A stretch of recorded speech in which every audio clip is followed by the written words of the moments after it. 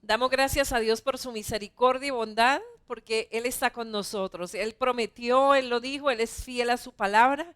Y qué hermoso que cada día podamos recordar que Él está con nosotros, que no estamos solos, que no estamos solas, que Él dijo que nunca nos dejaría y nunca nos desampararía. Y yo quiero que en este momento presentemos a Dios esta enseñanza de la palabra del Señor y pidamos al Espíritu Santo que Él a través de su palabra nos esté enseñando y nos esté transformando cada día a la imagen de su Hijo. Diga conmigo, Padre, en el nombre de Jesús. Hoy venimos delante de ti, te damos gracias. Tú dijiste que siempre nos presentáramos a ti en el nombre de Jesús. Por eso en el nombre de Jesús, hoy nos presentamos delante de ti, presentamos este momento, Señor, esta enseñanza y pedimos que sea tu Espíritu Santo a través de ella enseñándonos, ministrándonos, edificándonos en toda buena obra. Yo declaro en el nombre de Jesús que tú eres el Señor de nuestra vida, que tú estás con nosotros, Señor, que tú nunca nos dejarás y nunca nos desampararás. En Cristo Jesús damos gracias. Amén y amén. Bueno, y hemos iniciado una serie de enseñanzas acerca de la crianza de los hijos. Y hay varios principios que debemos tener muy claros en cuanto a la palabra del Señor. Enseñanzas anteriores habíamos enseñado acerca del matrimonio. Esta es la segunda acerca de la crianza de los hijos. Quiero recordarle que en nuestras redes, en YouTube, Facebook, quedan grabadas todas estas enseñanzas, por lo cual usted puede volverlas a oír o puede compartirlas con sus contactos y así muchos seamos edificados a través de la palabra. Y yo quiero leer para ustedes dos salmos, el Salmo 127 y el Salmo 128. Y dice así la palabra del Señor. Salmo 127 dice, si Jehová no edificare la casa, en vano trabajan los que la edifican. Si Jehová no guardare la ciudad, en vano vela la guardia. Por demás es que os levantéis de madrugada y vayáis tarde a reposar y que comáis pan de dolores, pues a su amado dará Dios el sueño. He aquí, herencia de Jehová son los hijos, cosa de estima el fruto del vientre. Como saetas en manos del valiente, así son los hijos habidos en la juventud. Bienaventurado el hombre que llenó su aljaba de ellos, no será avergonzado cuando hablare con los enemigos en la puerta. Y el Salmo 128 habla acerca de la bienaventuranza del que teme a Jehová y dice así, bienaventurado todo aquel que teme a Jehová, que anda en sus caminos. Cuando comieres el trabajo de tus manos, bienaventurado serás y te irá bien.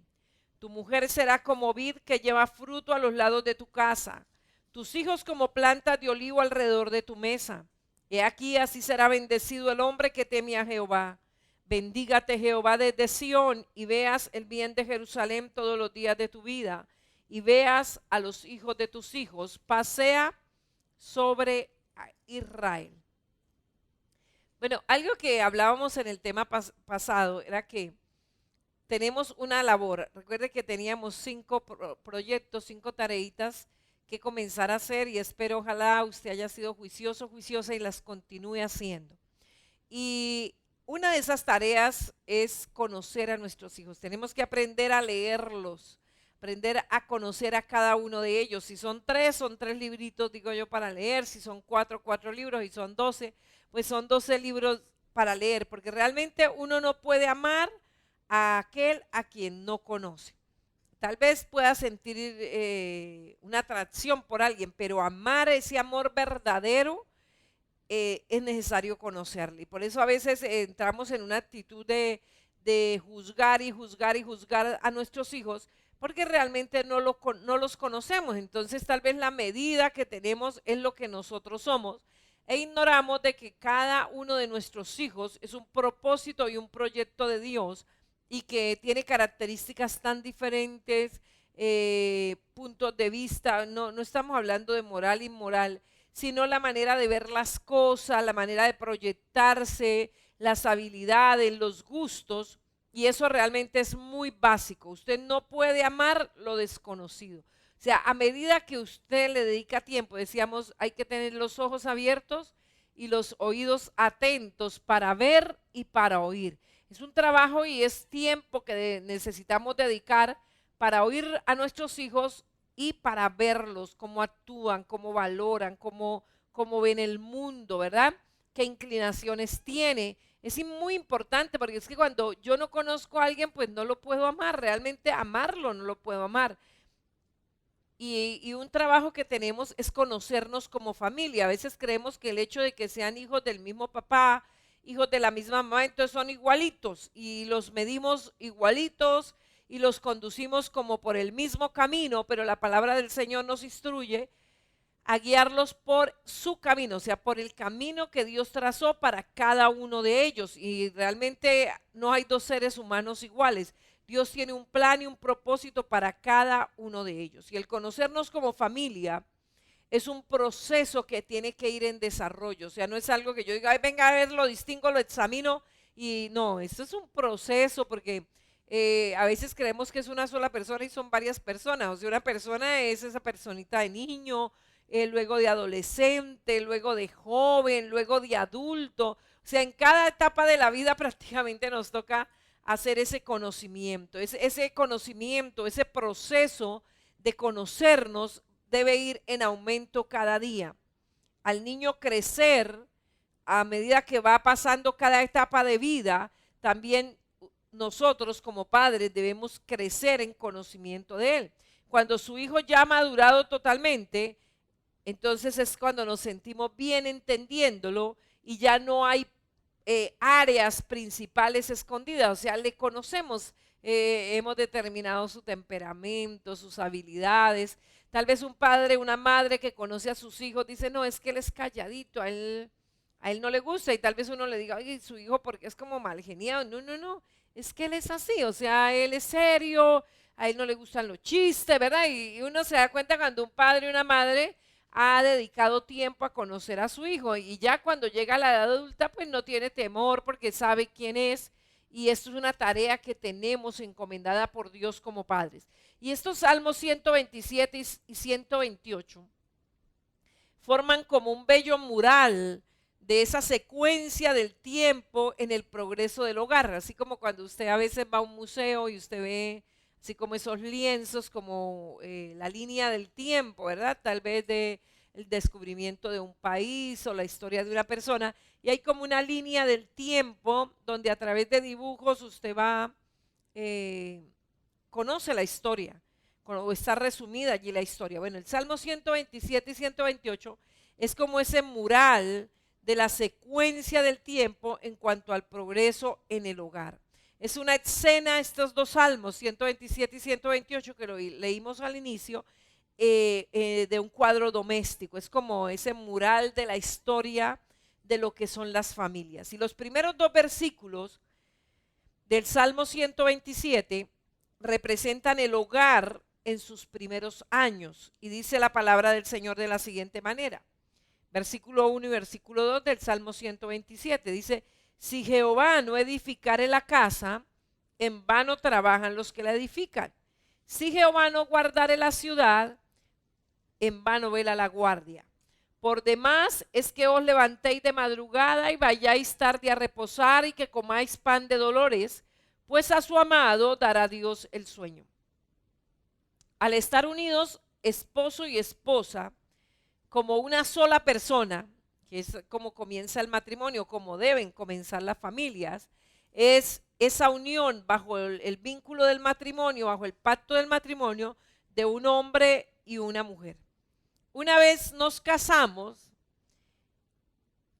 comenzamos ese primer proceso, esa primera etapa de esa familia comienza entre un hombre y una mujer, esposo y esposa, y comenzamos a ajustarnos a la vida del otro, el uno del otro. Entonces empezar a conocer a mi cónyuge. Tal vez usted diga, ay no, pero es que ya llevamos 8 años de novios, pero realmente nos vamos a conocer después de casados, o sea, después de que ya tengamos una convivencia, después de que aprendamos a entender los gustos, cómo actúa la persona, cómo responde la persona, ¿verdad? Es aprender a amarse en el uno al otro, o sea, aceptarse tal y como son. Porque es que a veces, no, yo le amo si esto, yo le amo si aquello, eso es un amor condicional. pero realmente el amor que hace que los matrimonios persistan es un amor incondicional, un amor donde yo digo mi compromiso, yo me comprometí a amar a mi cónyuge y yo tengo que empezar a conocerle y aprender a amarle tal como es. Además de esto, aprender como pareja a amar a Dios. Por eso estos dos primeros versículos se enfocan: si Jehová no edifica la casa, en vano trabajan los que la edifican. Si Jehová no guardare la ciudad, en vano vela la guardia. Dice: por demás es que os levantéis de madrugada y vayáis tarde a reposar, y que comáis pan de dolores, pues a su amado dará Dios el sueño. Algo que tiene que aprender la pareja que quiere un hogar estable, que quiere levantar unos hijos valiosos para Dios, para su familia, para la sociedad. Algo que ese hombre y esa mujer deben aprender inicialmente es amarse en el uno al otro y juntos aprender a amar a Dios. Y yo pienso que esto es muy importante para los jóvenes que aún no se han casado. A veces creemos de que el matrimonio puede tal vez transformar una persona totalmente en otra. Bueno, esto se logra, pero a través del tiempo y de mucha dedicación y de mucho amor y de mucha entrega. Pero a veces se casa la persona con alguien que ni siquiera ha nacido de nuevo, y eso pues la palabra de Dios lo prohíbe totalmente.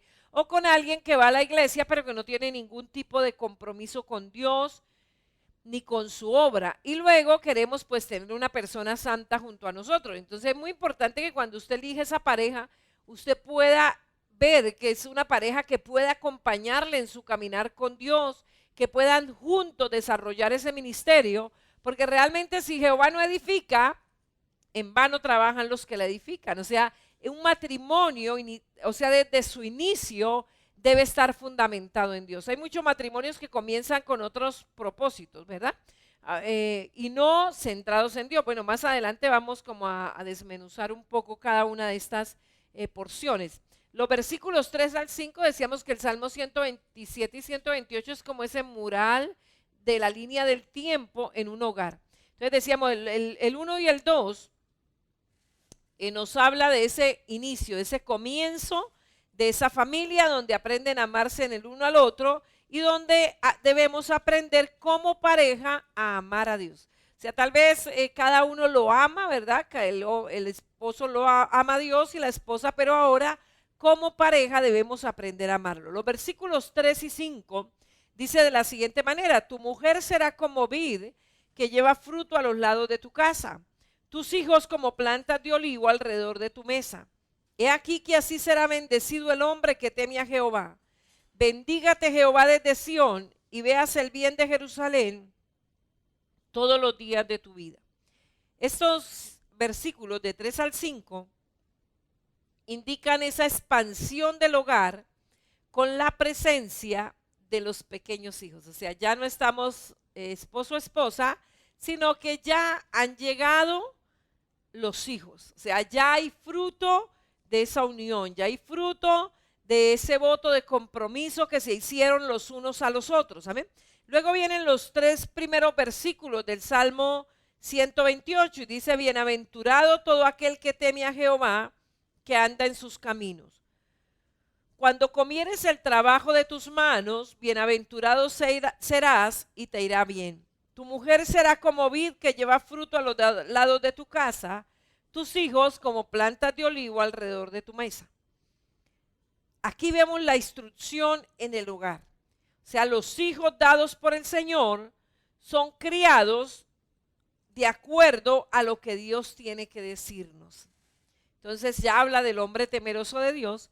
Y los últimos 3 versículos del Salmo 128 ya habla del ocaso de los años. Realmente cuando uno mira como esa línea del tiempo, uno dice: el tiempo pasa muy rápido. Realmente el tiempo que tenemos para estar aquí en la tierra se va muy rápido, y pienso que estos últimos tiempos se han como que van corriendo más, se han acelerado más. Y dice los últimos 3 versículos del Salmo 128.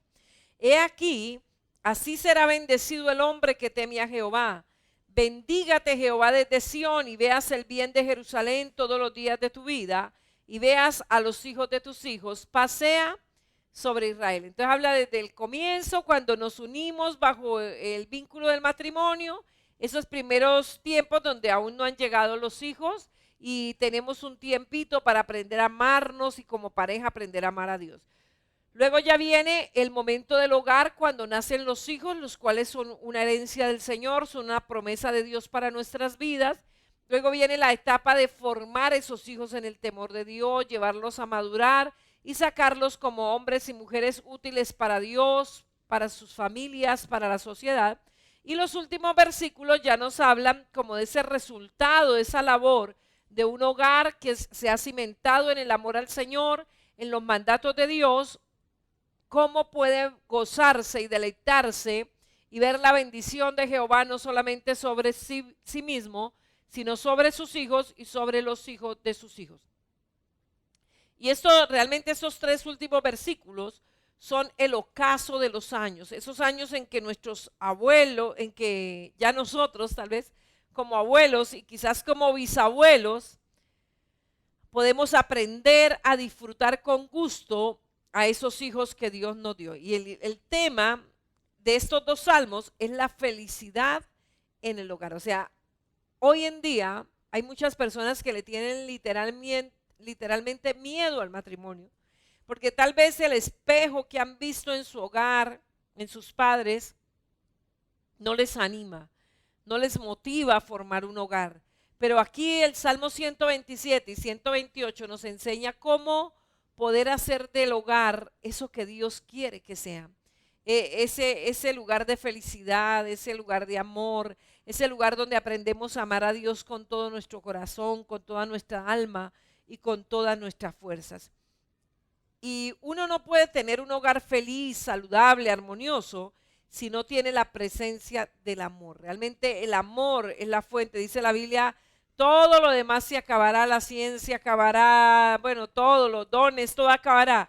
Lo único que perdurará será el amor. Y entonces vamos a comenzar a estudiar estos dos salmos. O sea, si estos dos salmos marcan la línea del tiempo en un hogar fundamentado en Dios, yo pienso que vale la pena dedicarle tiempo a estudiarlo, analizarlo, porque Dios no nos mandó desprovistos aquí a la tierra. Dios nos mandó provistos de todas las cosas que nosotros podamos llegar a necesitar. Y Él lo planeó todo desde antes de fundar el mundo. Y estos dos primeros versículos son los del Salmo 127 y ojalá podamos aprendernos este Salmo. Leámoslo nuevamente el versículo 1 y 2 y dice: si Jehová no edificare la casa, en vano trabajan los que la edifican. Si Jehová no guardare la ciudad, en vano vela la guardia. Por demás es que os levantéis de madrugada y vayáis tarde a reposar, y que comáis pan de dolores, pues a su amado dará Dios el sueño. Estos dos versículos decíamos que son o marcan en la línea del tiempo los primeros días o los primeros años en el hogar. Y note la frase inicial: si el Señor no edifica la casa, en vano trabajan los que la edifican. Si Jehová no guarda la ciudad, en vano vela la guardia. Aquí el salmista o el Espíritu Santo a través del salmista compara el hogar con una ciudad. Y en las ciudades antiguas no era raro que se edificaran primero las paredes para mantener fuera al enemigo. O sea, tal vez tenemos la idea de las ciudades hoy que casi están demarcadas por una línea en el piso, ¿verdad? Más que por un muro real, pero en ese entonces lo primero que se hacía para edificar una ciudad eran los muros, era encerrar ese lugar donde íbamos a construir para poder mantener fuera al enemigo. Luego la ciudad sería edificada al Señor por los padres de la ciudad. De hecho, se hacía incluso cuando se construía ya una ciudad, se hacía una placa y se ponía en la puerta de la ciudad donde se daba la fecha de construcción. Tal vez usted todavía cuando va a lugares donde se conservan ciertos lugares como antigüedades, usted ve que muchas casas tienen una placa: esta casa se construyó en el año tal por fulano de tal. Bueno, eso se hacía con las ciudades. Lo primero que se hacía era levantar el muro y luego se construía la ciudad y luego en la puerta de la ciudad se colocaba una placa señalando la fecha de la construcción.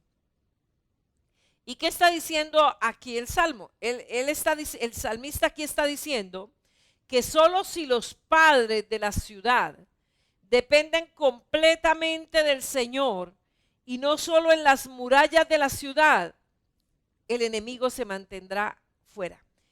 Este salmo nos está invitando es a poner toda nuestra confianza en el Señor. O sea, de nada vale levantar muros si Jehová no cuida.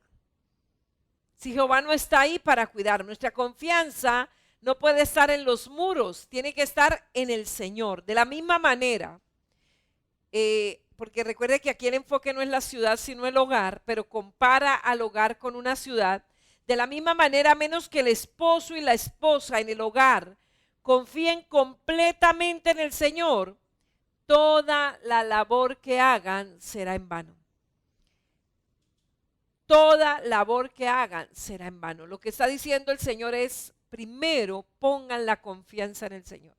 De lo contrario, todo se echará a perder. Y eso yo pienso que tenemos suficientes espejos, ya sea a nivel de familia, de amigos, de compañeros de trabajo, de compañeros de estudio, que creyeron que era su capacidad, tal vez su economía. Muchas mujeres, pues para elegir el esposo lo que más miran es qué tanta estabilidad económica tiene.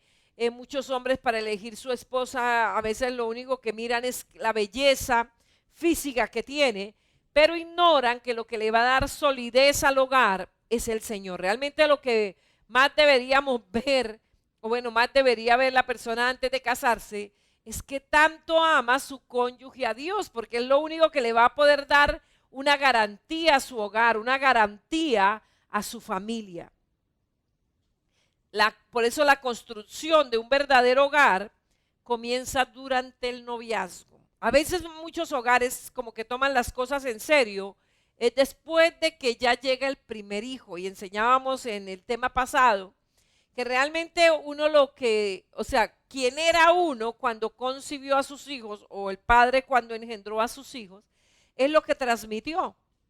Ya los cambios que se generan después pues serán un ejemplo para sus hijos, pero lo que transmitió a causa de la iniquidad o la herencia contaminada es lo que era en el momento que los concibió o que los engendró. Pero realmente la construcción de un verdadero hogar debe comenzar durante el noviazgo. Y yo le pregunto algo, queridos jóvenes, usted que está en esa etapa de noviazgo y que tal vez está proyectando hacia el matrimonio, yo le pregunto algo, ¿es puro el noviazgo que usted lleva? ¿Están ustedes honrando a Dios en esta etapa de noviazgo? ¿Está ahora mismo ese noviazgo honrando al Señor? ¿Se han guardado para Dios durante esta etapa?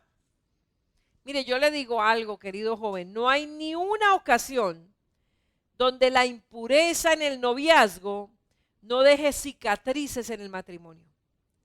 Todo pecado que se permitan ustedes en el noviazgo como pareja va a traer consecuencias en su matrimonio. Muchos padres se preguntan, bueno, ¿cuál será el mejor momento para enseñar la educación sexual a nuestros hijos? Yo le digo algo, ¿sabe dónde comienza o dónde comenzó la educación sexual de sus hijos? Durante su noviazgo. Durante su noviazgo se colocaron los primeros pilares de la educación sexual de sus hijos. Los valores que usted vivió durante los años de noviazgo influenciarán invariablemente cómo usted desea que sus hijos conduzcan su noviazgo. Recuerde que todo, absolutamente todo, se hereda. Cada pecado que usted se permite, ya sea en su juventud, en su adolescencia, es parte de la iniquidad que usted está preparando para entregar a sus hijos. A veces creemos que la vida me pertenece y yo hago con mi vida lo que a mí me antoje, Y tal vez cuando alguien nos amonesta o amonesta a los adolescentes, no me importa y yo hago lo que yo quiera y a mí no me importa, y cree que hace sufrir eso a los padres, pero no se da cuenta que está sembrando las semillas que luego recogerá con sus hijos, esas personitas que todavía no existen, pero que de alguna manera se les está preparando ya el camino. Hay muchos padres que se quejan de sus hijos en la manera en que conducen sus vidas, pero si miraran un poco hacia atrás se darían cuenta que es una legítima réplica de lo que ellos fueron en esa etapa de sus vidas. Por eso es muy importante, como usted esté manejando hoy su noviazgo, será lo que usted verá reflejado en 20 o 30 años más adelante, cómo sus hijos conduzcan sus noviazgos. Por eso ellos se darán cuenta de cómo condujo usted el noviazgo por la manera como ellos lo están conduciendo. A veces nos quejamos de los hijos y a veces muchos padres se desaniman de sus hijos, se sienten defraudados de sus hijos por la manera en que se comportan, y tal vez usted no se da cuenta de esa influencia que usted le está generando a ellos. Pero realmente lo que usted esté haciendo hoy en su noviazgo, tenga presente que lo harán sus hijos 20 o 30 años más adelante.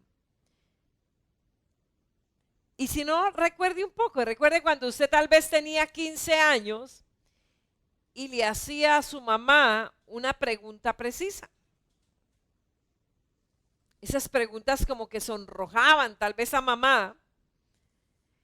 Y usted se daba cuenta cuando ella estaba evadiendo la pregunta o cuando le decía, ya no pregunte más, no pregunte eso. O tal vez usted recuerda cuando papá quería eludirle un problema. Cuando usted quería, porque es que a veces como papás creemos que un niño a los 10 años, eso no sabe nada.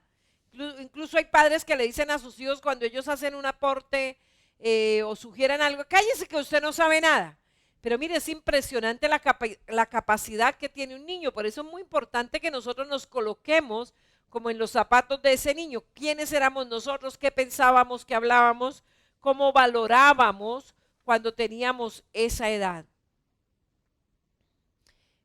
Y tal vez sus hijos, igual que los nuestros, ellos se preguntarán, ¿hasta dónde podemos llegar? O peor, ¿hasta dónde llegarán ustedes? Mire, es muy importante, por eso le digo que nosotros nos coloquemos en esa etapa de vida. Tal vez usted ya se le olvidó quién era usted cuando tenía 15 años. Ahorita que sus hijos tienen 15 años, usted, pero ¿por qué está así? ¿Por qué es tan desafiante, verdad? Y muchos padres cuando tienen que enfrentar esa etapa de rebeldía de sus hijos, se olvidan lo que ellos sentían cuando tenían esa edad. Y como yo le digo a muchos adolescentes, a todos en la vida nos llegó esa etapa de la adolescencia y a todos nos llegó esos deseos de ser rebeldes y de no tenernos que someter a nadie o no querernos someter a nadie, ¿verdad? Y esa situación vino a nosotros, a todos. Y yo le digo a cada muchacho, ¿sabe qué va a marcar la diferencia? ¿Cómo respondimos en esa edad? ¿Cómo respondimos a esa actitud de rebeldía? Por eso, a menos que nuestro récord esté limpio o a menos que hayamos enderezado una situación mala con Dios, ellos van a sufrir las sombras y es probable que vivan una vida de impureza. Mire, hermano, algo que usted debe hacer es limpiar esa generación. Por eso muchas veces, muchas situaciones, tal vez usted se pregunte, pero Dios mío, mire, ¿yo por qué tengo que lidiar con esta situación? O yo por qué no he podido superar este pecado, esta mala actitud, o este mal hábito. Pero cuando usted se da cuenta, muchos de esos hábitos con los cuales usted está enfrentado, con los cuales usted ha tenido que luchar, realmente fueron heredados de papá o fueron heredados de mamá. Y es muy importante que si usted identifica, como dijo el Señor, esos árboles que no plantó mi Padre Celestial, sino que fueron plantados por mis ancestros y son inicuos, son impuros, es muy importante que usted perdone a ese ancestro que trajo esa contaminación a su línea sanguínea. Tal vez si fue el papá, tal vez si fue el abuelo, si fue la abuela, ¿verdad? si fue el bisabuelo, tatarabuelo. ¿Por qué? Porque lo que debería o lo correcto debería que papá, antes de haber engendrado a sus hijos, hubiese arreglado esas situaciones con Dios, se hubiese liberado de esas malas actitudes, de esas impurezas, porque al no hacerlo, vuelvo y le digo, puede ser que más adelante cambió, más adelante ha tenido una actitud correcta, pero ¿quién era cuando le engendró? ¿Quién era cuando papá le engendró a usted? ¿Cuáles eran sus actitudes? Muchas personas fueron engendradas en fornicación, otros en adulterio, otros por una violación, ¿verdad? O sea, hay mucha contaminación que luego eso te va a atacar, luego eso va a atacar su vida, va a atacar sus sentimientos. Entonces es muy importante que nosotros revisemos quiénes eran nuestros ancestros, qué tipo de conducta tenían, por qué yo tengo que estar viviendo esta situación. Y gracias al Señor por la gracia de Dios, la sangre del Señor Jesucristo, dice la palabra, nos limpia de todo pecado. Gracias a Dios porque Él nos perdona y porque podemos comenzar de nuevo otra vez. Pero entienda esto, querido papá. Si usted lleva una vida contaminada, si usted en su adolescencia llevó una vida apartada de Dios y usted nunca limpió eso y así engendró a sus hijos, debe tener en cuenta que eso va a querer atacar a sus hijos. Eso va a querer influenciar la vida espiritual y moral de sus hijos. Eso va a querer venir a atacar la vida de sus hijos. Y es interesantísimo que usted entienda esto y que usted como Job todos los días se presentaba delante de Dios por si sus hijos hubiesen pecado. A veces somos injustos y a veces le preguntamos, pero ¿usted por qué se porta así? Y es literalmente copia suya. Es literalmente su copia. Por eso yo le invitaría, querido padre, si sus padres aún viven, pregúntele cómo fue usted a la edad que tienen sus hijos, para que sepa de dónde viene la raíz y recuerde un poco cómo usted, o sea, cómo usted sabía que usted estaba tal vez mirando hasta dónde sus padres iban a dar. Muchos padres dicen, ¿y yo qué hago? Yo le digo, mano firme, mano firme. Lo que ese hijo necesita es disciplina, necesita firmeza en sus padres, papá y mamá unidos por el bien de sus hijos. Pero si no somos firmes, él está probando la autoridad, él está viendo hasta dónde puede llegar. Eso es lo mismo, por ejemplo, el gobierno coloca una norma. Él coloca la norma e inmediatamente esa norma tiene que venir acompañada de una sanción. Porque si él solamente lo da como una norma y lo deja sin sanción, seguro que va a quedar como una mera sugerencia. Si usted le dice, mire, le recomendamos que use casco cuando conduzca la motocicleta, porque en un accidente, bueno, y le pueden dar toda una cátedra de lo que le puede llegar a suceder si no usa el casco. Pero hay muchas personas que les importa su cabeza. ¿Qué es lo que miran? ¿Cuánto es la multa? Entonces la multa les toca ponerla bien alta porque si la coloca bajita, entonces la persona también no le importa violar la norma porque la cuota o la multa es bajita. Entonces las sanciones por eso son altas. Y hablamos de un salario, de medio salario mínimo mensual. Entonces usted pensar que porque cometió una infracción se le va a ir un salario de la mano, pues eso ya lo va a pensar dos veces. Pero si no se colocaran las sanciones, pues todo nos quedaría simple y llanamente en una sugerencia. Lo mismo pasa, sus hijos empiezan a probar la autoridad. ¿Hasta dónde va a llegar usted? ¿Qué tanto? Y entonces empiezan a forzar. Y usted cede, y cede, y cede como el caucho, ¿verdad? Y cada día le van a demandar que suelte más. Por eso usted tiene que estar firme. No le estoy diciendo que sea un ogro, que sea un autoritario, ¿verdad? Pero sí lo que se requiere es que sea firme, porque ese hijo, esa hija va a ir hasta donde usted lo deje llegar. Por eso le pregunto, usted jovencito, usted jovencita, usted adolescente, bueno, el adolescente no creo que debería estar en una etapa de buscar esposo o esposa. Debería estar siendo consciente de lo que es para luego no tener que sufrir con sus hijos. Pero usted joven que ya está en una edad donde ya puede asumir una responsabilidad del matrimonio, le pregunto, ¿Está usted en una relación considerando seriamente el matrimonio? Ese noviazgo que usted tiene, ¿usted realmente los quiere conducir hasta el matrimonio? ¿Están ustedes ahora mismo envueltos en una relación sexual comprometedora? Tal vez ha creído que porque usted ya se comprometió en noviazgo, entonces ya tiene derecho de tener relaciones sexuales con su novio o con su novia. Yo le pregunto algo, si usted es creyente, si usted es una persona nacida de nuevo, si usted realmente considera que vive para la gloria de Dios, yo le digo, tiene que tomar dos opciones.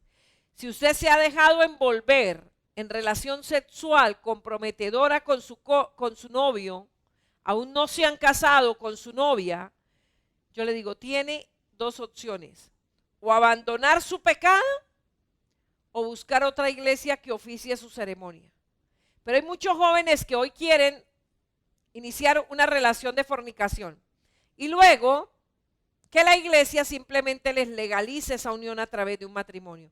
Recuerde que tal vez usted diga, uy, pastora, pero ¿cómo así? Está muy duro. Ya que se quieren arreglar, ya que quieren casarse, ¿por qué no los van a casar? Mire, yo le digo algo, esto no es demasiado severo, no, es disciplinario. Hay personas que se enojan un poco porque han empezado y se unen en noviazgo y en el noviazgo empiezan a fornicar y a tener relaciones con su novio o su novia y quieren, sin abandonar el pecado, que el pastor legalice el matrimonio. Pero realmente esta iglesia no está en el negocio de casar gente. Estamos comprometidos en corazón y alma en el establecimiento de hogares cristianos, de hogares de personas que teman a Dios.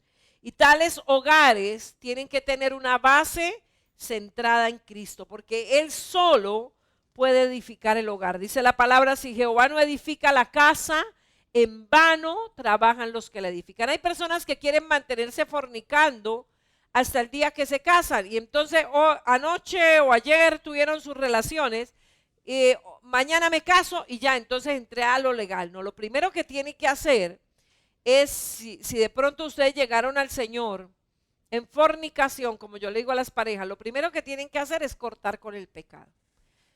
Pero aquí la idea no es de que, no sigo fornicando hasta el día que me case y entonces ya del día que me case ya dejo de fornicar porque ya son lícitas las relaciones. Eso no es un noviazgo que fue edificado en Cristo. Fue edificado en pasiones, en otras cosas, menos en Cristo. Y un hogar, para ser edificado, y realmente lo que la iglesia quiere, es levantar hogares edificados en el Señor. Un hogar no puede ser edificado en el Señor si no ha comenzado con una relación que lo honre. Por eso si ustedes han deshonrado a Dios, joven o jovencita, ustedes han deshonrado a Dios en su relación desde el noviazgo, el Señor no va a poder edificar esa casa. En vano, dice la palabra, trabajan los que la edifican. Si ustedes han fallado al Señor, lo primero que tienen que hacer es cortar con el pecado. Reconocer esa fornicación como pecado y comenzar una restauración. Incluso muchas de esas parejas deberían, yo le digo a muchas parejas que han comenzado a deshonrar a Dios en su noviazgo, yo le digo, mire, lo que yo les recomendaría es que acaben con ese noviazgo, ¿sí? Como quien dice, borrón y cuenta nueva. Tal vez lo que los une ya no es el amor, ya no es esa expectativa de servir al Señor, ya lo que lo está uniendo es la pasión, ya esa relación se deterioró. Yo les digo, yo les recomendaría que lo mejor es romper esa relación. Muchos dicen, no, pero ¿cómo así? Digo, porque es que ya es muy difícil identificar si realmente se aman. Entonces, al romper esa relación, si no la rompen, eso sigue como el hábito de seguir teniendo relaciones, seguir en la fornicación, porque ya se consideran el uno dueño del otro, ¿verdad? Pero si rompen esa relación, es donde de verdad pueden identificar si realmente aman, y el amor algo que hace es esperar y poder iniciar un noviazgo puro, un noviazgo donde aprendan a respetar al Señor el uno al otro, sino de lo contrario, eso no va a ser edificado. Eso no va a funcionar. Un noviazgo que no honra al Señor, Dios no puede edificar esa casa. Entonces, si no somos capaces de decir, no, vamos a parar este noviazgo aquí y vamos a comenzar las cosas en orden. Mire, yo he visto a muchas parejas que tal vez llegaron incluso conviviendo a la iglesia, sin casarse. Y una vez entendieron de que la fornicación era pecado, ellos rompieron relaciones y se mantuvieron aislados el uno del otro en cuanto a relaciones, hasta que no hicieron todo el proceso de discipulado, fueron a encuentro, sanaron sus sentimientos, sus emociones, rompieron con todo ese tipo de pecado, ataduras, y luego si vinieron al matrimonio y luego volvieron a unirse sexualmente. Es muy importante hacer un proceso de sanidad de esa sexualidad, porque muchas personas dicen, pero es que yo me casé con el que fue mi novio, sí, mantuvimos relaciones, muchos dicen, antes de casarnos, pero después nos casamos, pero esa sexualidad quedó pervertida, porque fue practicada en un entorno pecaminoso, y muchas veces llegan al matrimonio sin haber sanado la sexualidad, y qué ironía, que en el área en que más comienzan a tener problemas es en el área sexual, en esa área en que no fueron capaces de honrar a Dios, que no pudieron esperar hasta el matrimonio, y es donde comienzan a tener muchos conflictos, porque insisto, si Jehová no edifica la casa, en vano trabajan los que la edifican. Por eso yo le pregunto algo, ¿es el Señor el centro de su hogar? Y cuando le pregunto esto, ¿es el Señor el centro de su hogar? No quiere decir que si tiene allá una plaquita colgada, tal vez en el comedor, en la sala, donde diga, y eso lo ve uno en muchos hogares, donde tienen una plaquita ya que dice, el Señor, huésped invisible en esta casa. O tampoco le estoy diciendo que si el Señor es el centro del hogar, tal vez porque usted tenga una Biblia ahí grande, familiar, incluso hay unas Biblias que son especial porque cargarlas pesaría mucho, que son para colocar en una trila ahí en el comedor o en la sala de la casa. No le estoy diciendo eso. Hay muchos hogares donde tienen una Biblia hermosísima, con cantos de oro, bueno, y una cantidad de cosas, pero ahí en ese hogar nadie honra al Señor. Ese hogar no está siendo edificado en el Señor. Cada uno hace, como dice la palabra, lo que bien le parece, lo que le antoja su vida. Cuando yo le estoy preguntando que si es el Señor el centro de su hogar, no interesa cuál sea su oficio o posición social que usted tenga. Tal vez sea usted un conductor, o un ingeniero, una secretaria, un banquero, un albañil o un jardinero, o un piloto de avión o un accionista.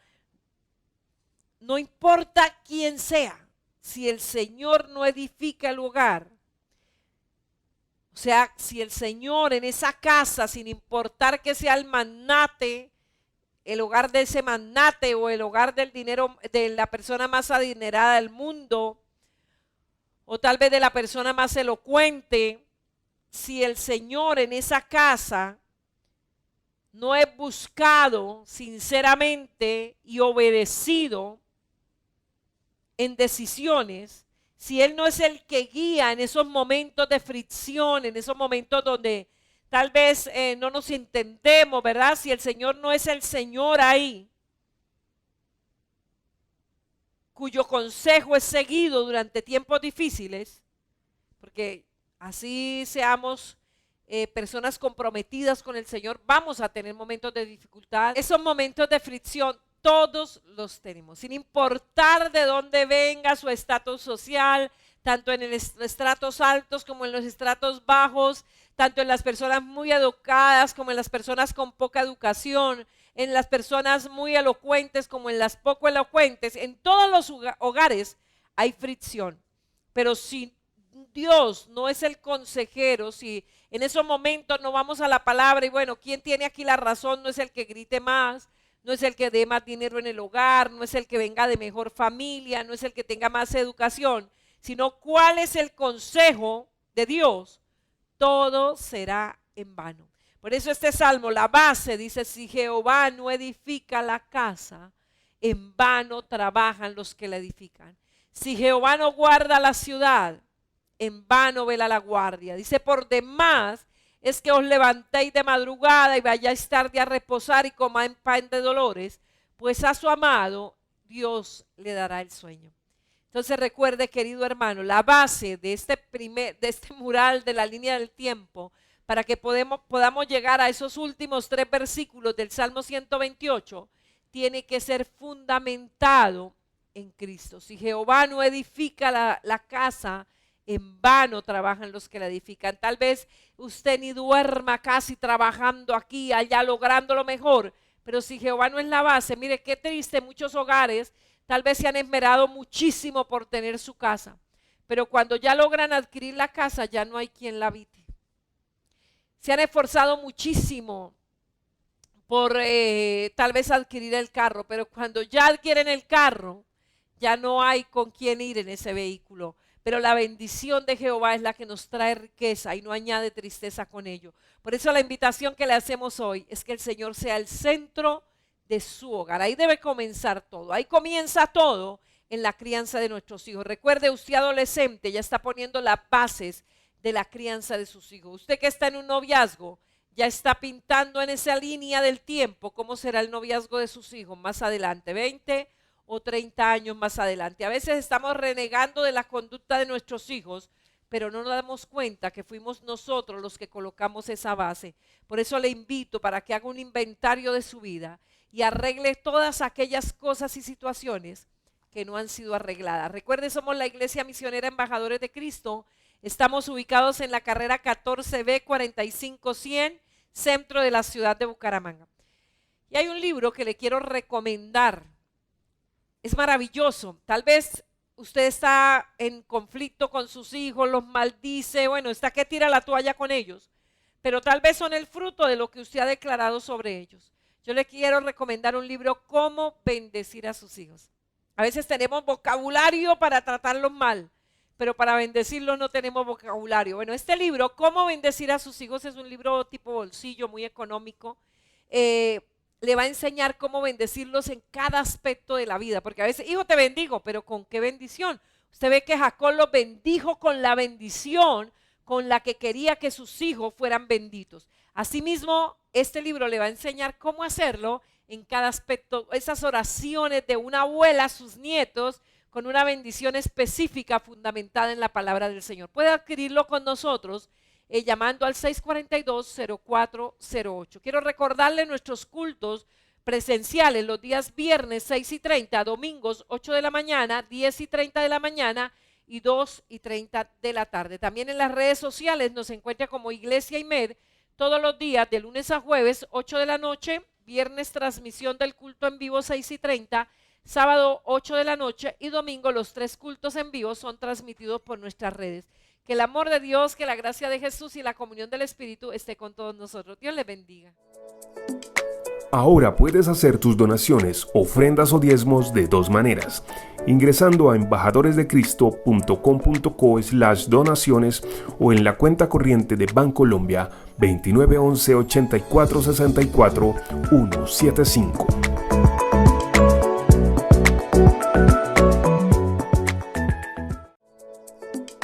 Ahora puedes hacer tus donaciones, ofrendas o diezmos de 2 maneras. Ingresando a embajadoresdecristo.com.co/donaciones o en la cuenta corriente de Bancolombia 2911 84 64 175. Ahora puedes hacer tus donaciones, ofrendas o diezmos de 2 maneras. Ingresando a embajadoresdecristo.com.co/donaciones o en la cuenta corriente de Bancolombia 2911 84 64 175.